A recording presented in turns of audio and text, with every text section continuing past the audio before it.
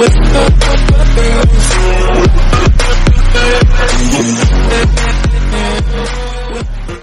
Friends, मैं आपका अपना फ्रेंड अजय यादव आज आपके लिए लाया हूँ एक नए वीडियो जिसमें हम बाजरा के बारे में अध्ययन करेंगे।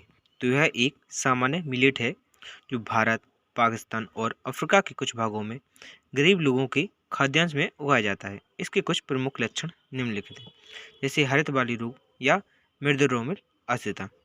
तो यह बाजरा की फसल का एक घातक रोग है जो भारत के उन सभी क्षेत्रों में पाया जाता है जहाँ बाजरा की खेती करने का कार्य किया जाता है।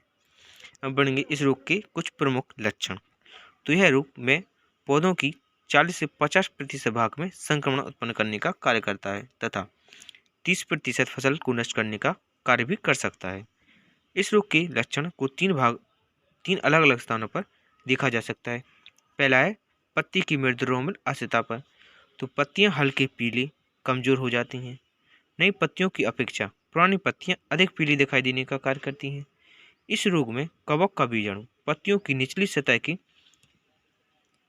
रंध्रों के द्वारा बाहर दिखाई देने का कार्य करता है। पत्तियां सुकर्ण कट ऐसी पाई जाती हैं। अब पढ़ेंगे इसका दूसरा हरित बाली अवस्था में। तो इस रोग के लक्षण बाली के ऊपर दिखाई देने का कार्य करते हैं जो निम्नलिखित हैं। इस रोग में या तो बालियां बनती नहीं हैं या आकार में छोटी और एड़ी हुई अथवा टेढ़ी रह जाती हैं।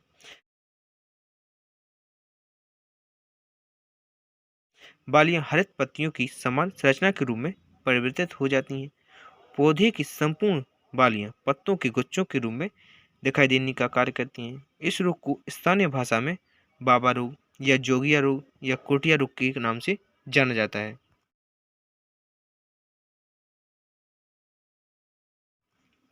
बालियों में दाने नहीं बनते हैं और वह भूरी होकर सूख जाती हैं।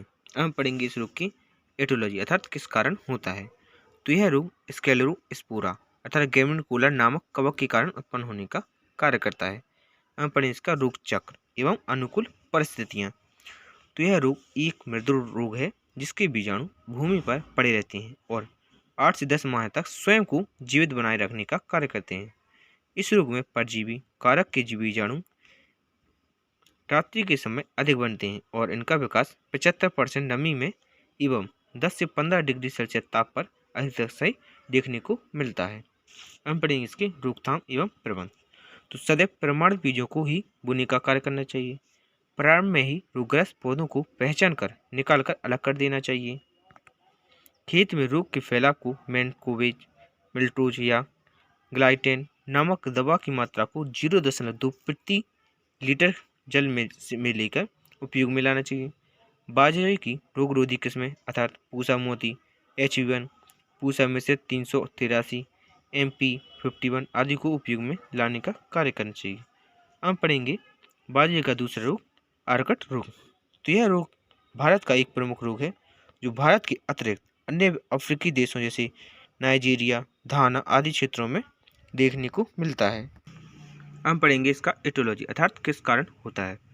तो यह रोग स्क्लेरोसियम नामक कवक के द्वारा उत्पन्न होने का कार्य करता है जिसमें बेसेली पदार्थ बनते हैं जो जंतुओं एवं पशुओं को हानि पहुंचाने का कार्य करते हैं। इस प्रकार के रोगग्रस्त बाजरे को खाने पर मनुष्य में गाद नामक रोग हो जाता है जिसके कारण पेट में दर्द, सिर चकराना, उल्टी आदि समस्याएं देखने को मिलती हैं। अब हम पढ़ेंगे इस रोग के लक्षण। तो इस रोग के लक्षण बालियों में पुष्पों के निकलते समय दिखाई देने का कार्य करते हैं जो निम्नलिखित हैं। पहला है बाली के ऊपर से छोटी छोटी शहद की बूंदों के समान पदार्थ निकलने लगता है। दूसरा इसका जब निकलने वाला पदार्थ कुछ समय बाद नष्ट हो जाता है तो गहरे बैंगनी रंग के धब्बे दिखाई देने का कार्य करते हैं। इनके द्वारा स्क्लेरोसियम बन जाता है जिसमें अर्गट कहते हैं या जिसे अर्गट कहते हैं। इसका तीसरा पॉइंट है स्क्लेरोसियम का व्यास 0.1 से 1 सेंटीमीटर तक तथा 1 से 2 मिलीमीटर व्यास वाले कठोर एवं कष्टीय भाग देखे को मिलती हैं।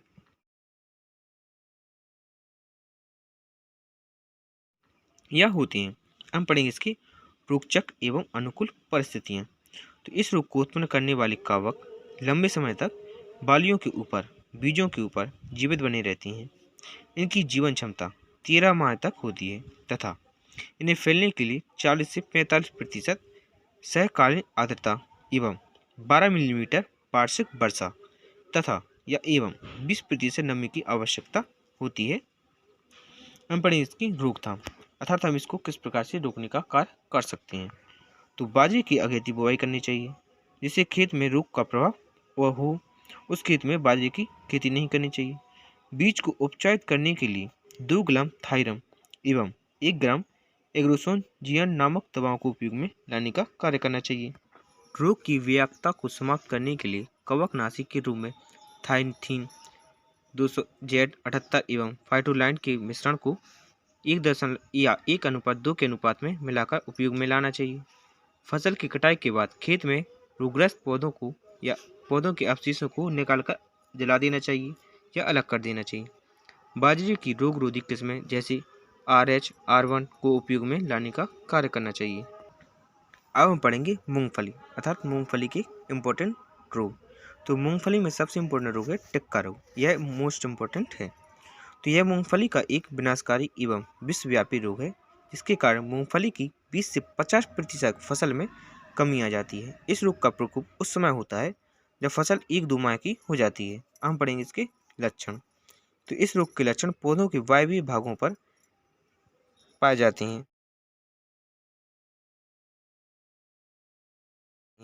प्रारंभ में रोग के लक्षण पत्तियों की ऊपरी सतह पर हल्के पीले दाग के रूप में दिखाई देने का कार्य करते हैं, जो धीरे धीरे गहरे रंग के हो जाते हैं। इस रोग के धब्बे पहले पत्तियों पर बनते हैं, जो बाद में तने एवं पौधों के अन्य भागों पर प्रवेश कर जाते हैं। हम पढ़ेंगे इसका इटियोलॉजी, अर्थात किस कारण होने का कार्य करता है। तो यह रोग सर्कोस्पोरा आर्कियोडियोकोला या सर्कोस्पोरिडियम पार्सोटेटम नामक कवक के कारण उत्पन्न होने का कार्य करता है। अब हम पढ़ेंगे इस रोग के रोग चक्र एवं अनुकूल परिस्थितियाँ। तो यह एक मृदुण एवं बीजोड़ रोग है, जो रोगी पौधों के अवशेषों एवं मूंगफली के छिलकों के भीतर परजीवी अवस्था में पाया जाता है तथा अनुकूल वातावरण आने पर यह रोग को उत्पन्न करने का कार्य करते हैं। इन कारकों को 2 से 35 डिग्री सेल्सियस ताप की आवश्यकता होती है, जबकि वृद्धि के लिए 25 से 32 डिग्री सेल्सियस ताप की आवश्यकता होती है। इसके अलावा 8 से 10 दिन से लेकर 15 से 16 दिन तक प्रकाश की भी आवश्यकता होती है। हम पढ़ें इसका रोकथाम एवं प्रबंध, अर्थात इसको हम किस प्रकार रोक सकते हैं। तो मूंगफली की खुदाई के तुरंत बाद फसल के अवशेषों को जला देना चाहिए। ग्रीष्मकालीन गहरी जुताई करनी चाहिए। पौधे में मैग्नीशियम की कमी होने पर भी यह रोग अधिक प्रभावी होने का कार्य करता है। रोग रोधी किस्में जैसे GL24, C148, M13 आदि को उगाने का कार्य करना चाहिए। तो आज के लिए इतना ही, हम मिलेंगे अपनी अगली वीडियो में। तो वीडियो को लाइक कीजिए, दोस्तों को शेयर कीजिए और चैनल को सब्सक्राइब कीजिए, ताकि हमारा वीडियो सबसे पहले आप तक पहुंच सके। Thank you for watching my video.